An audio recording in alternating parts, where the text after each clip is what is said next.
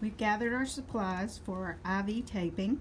We have an arm board with gauze, and we're going to tape that gauze down so that we're protecting the patient's skin and keeps them from sweating so much.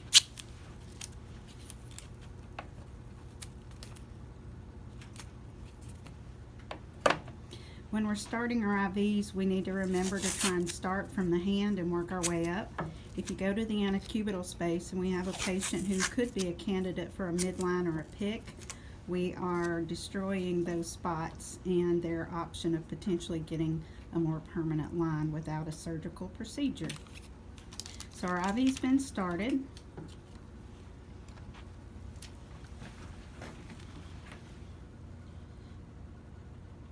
We have our op site.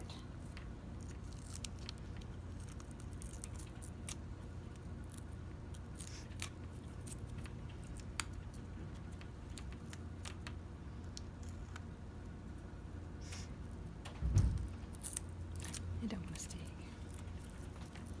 Okay.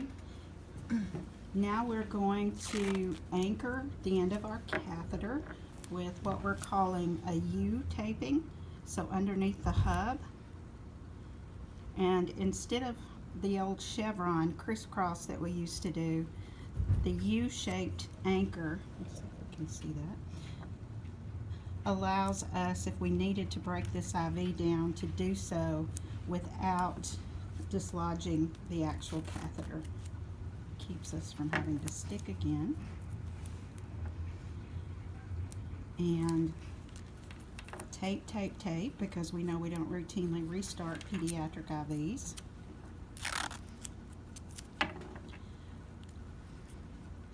And then we want to make sure that we create a loop.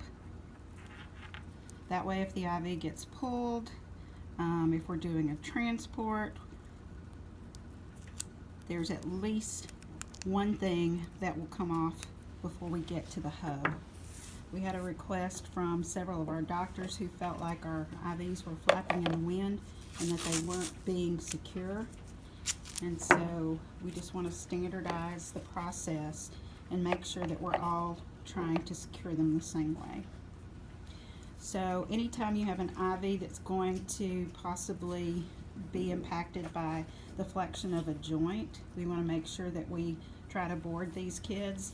Even if you have someone who's a teenage years, a lot of times when you explain what the benefit of the board is, they'll go ahead and say, go ahead and give me one because I don't want to be stuck again.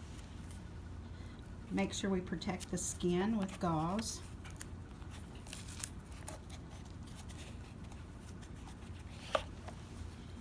If by some chance that you have started your IV with the arm board in place, you can always go back and take the tape that might be securing their thumb.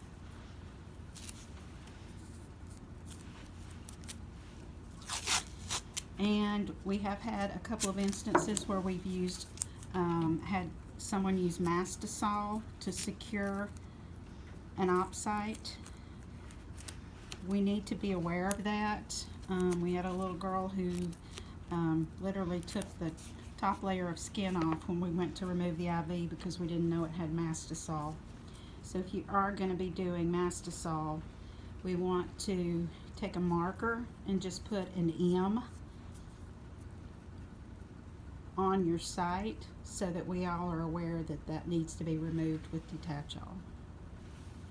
If you've got any additional space that maybe your tubing can get caught on something, you might want to build that area up with gauze and then tape that down so that if they are very active, they don't catch that tubing and accidentally loosen things up. There are other things that we can do to protect the site, such as adding more gauze across the top. Just make sure that whatever you do, that we are able to see the insertion site on the end.